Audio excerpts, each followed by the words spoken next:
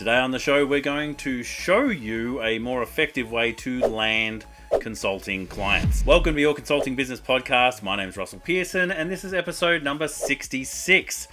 Today on the show, we're going to show you how to actually land more consulting clients and actually a much more effective way to do it than potentially how you've done it in the past, or certainly how we used to do it in the 90s. I'm going to show you a little bit about how we used to do it, and I'm going to show you the new and much more effective way. Now, if this is the first time that you visited us, I'd love you to give us a comment. Let me know how you actually found the show. Give us a review.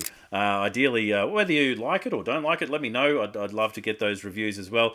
And if you are looking for more videos just like this in the consulting space, then hit the subscribe button. And if you're on YouTube, ring the bell. YouTube, ring the bell so you get notified when the next episode is up. Now, sales for consultants. Now, in the old days, this is going back to the 90s where I really cut my teeth, there was a thing called the solution. And what that was is everybody had to have a solution that they sold. The solution was this magic thing that would solve all problems. Now, we've moved on from there. Back in the 80s, even before that, it was all bells and whistles. It was all like sell the sizzle, not the steak. Now, we moved away from that, a little bit of logic, moved into the 90s. It was all about selling solutions. But it changed. Things changed. There was like a balance from illogical, selling just the sizzle, to logical, and then it flipped back, and by the time we got to the 2000s, everyone was selling sizzle again. Now, everything changed at that point. That's when it really changed.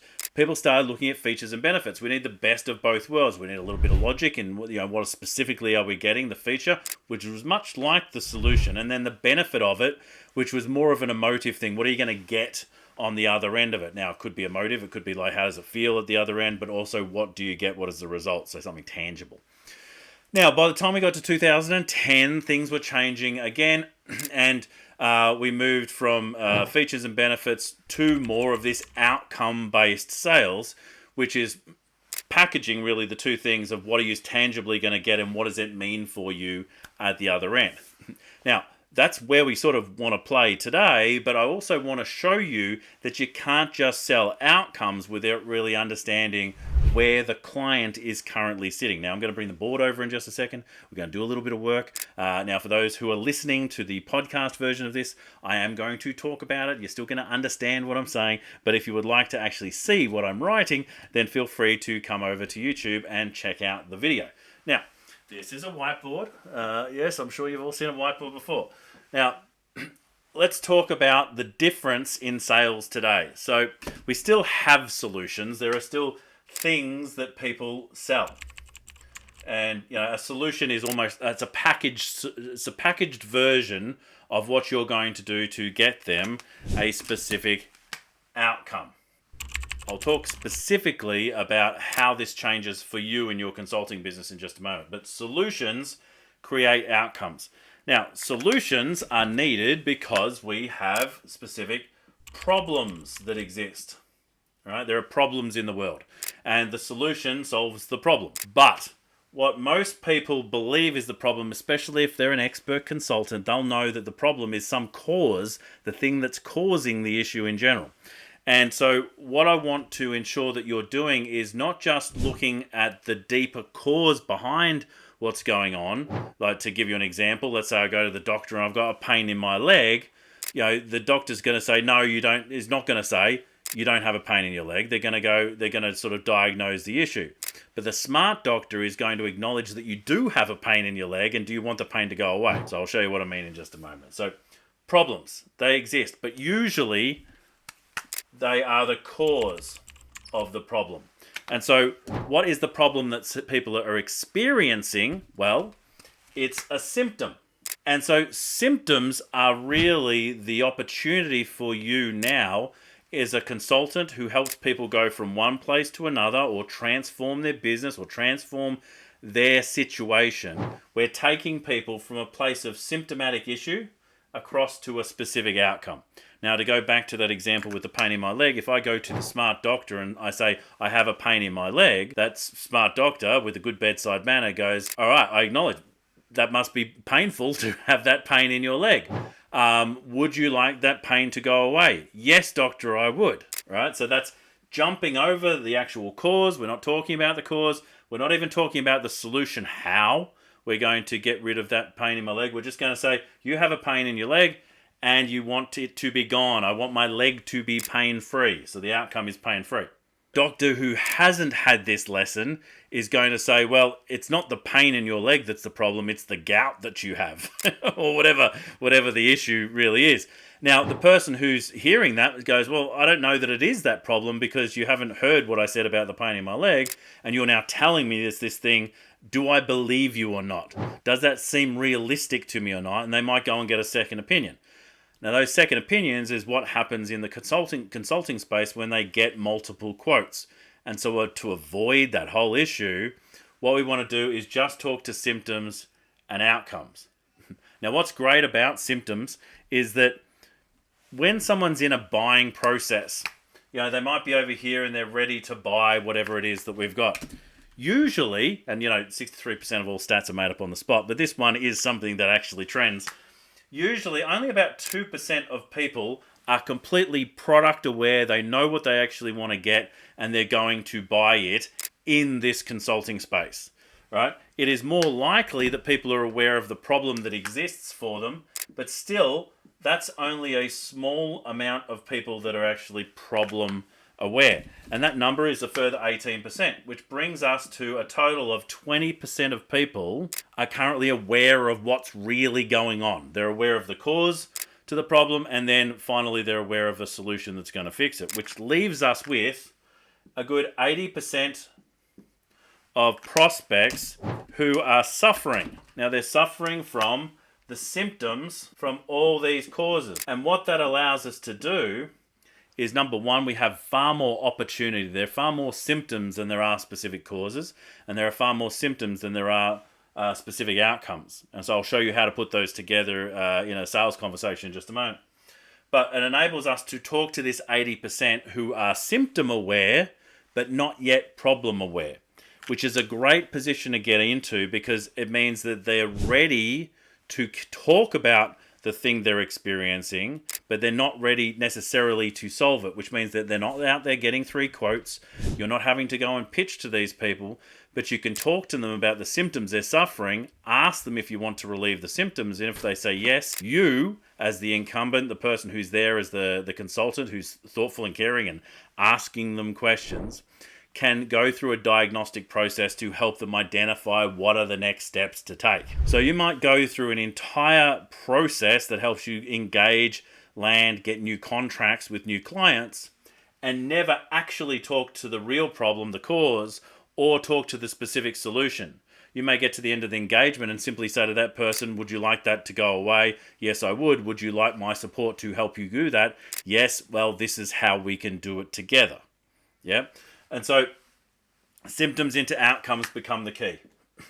We want to get into an understanding of what are the symptoms that we as our expert, with our expertise in the consulting space. So what does that mean for you? That means for you, if you don't already have a list of symptoms on somewhere where you've written it down, like a literal list, my suggestion to you would be, or my invitation to you, would be to actually write that list. I think it's a really good process to go and write down at least 20 symptomatic issues that people are experiencing. Even in my world, all right, what is the outcome that I get for consultants? Well, the first outcome I get for consultants is clients. We help them not only get clients, but then have a process to continuously and consistently get clients. All right, but it's not the only thing that we do, but it's certainly a thing we market on, because once they come in and we solve that problem for them, now we're ready to grow. Now we can actually look at 2 options. Do they want to grow on an enterprise level? Do they want to grow their team and their capital and their money, their assets, all those different things? Or do they want to grow the amount of time that they give back to themselves and have more of a lifestyle business? There's absolute choices at that point. But the first thing is we need to make sure that they've got good quality opportunity flow, which means clients, right? So can they get clients easily? Do they actually land those clients in a way that suits them and the lifestyle that they're building? And do they have a process behind that? So that's what we help people do. Now, just the fact that we help people do that, usually the symptom is, I don't have enough clients. But there also may be other symptoms that fit around that.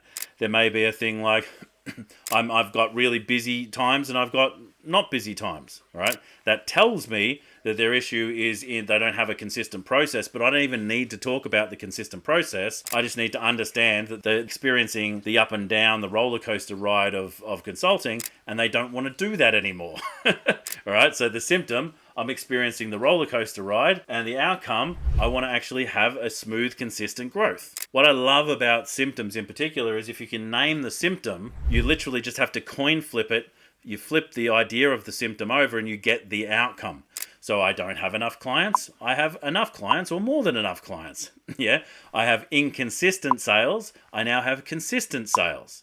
And you can do that in your own business as well. If you can actually identify what is the specific symptoms, don't try and put yourself in the client's future head and try and envision what they might want. Just select the opposite.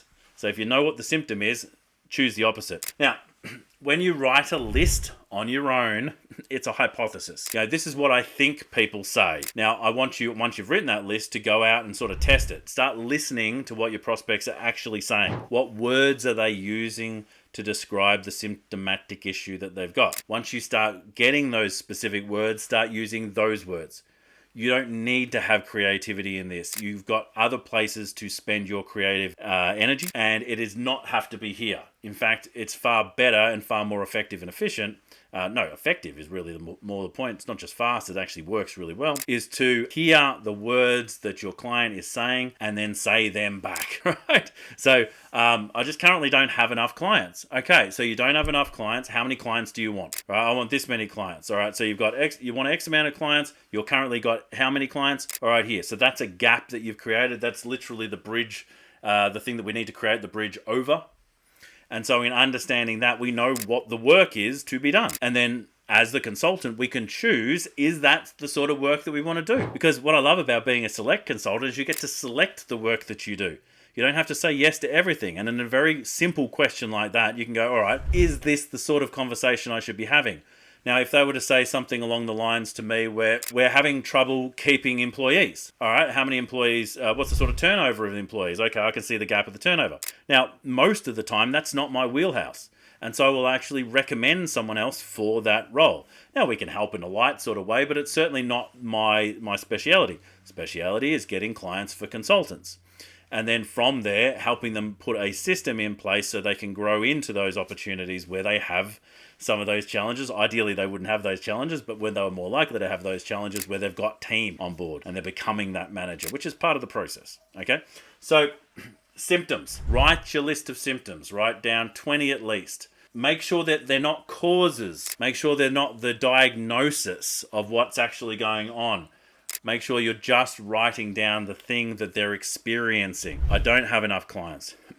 I've got inconsistency around my clients.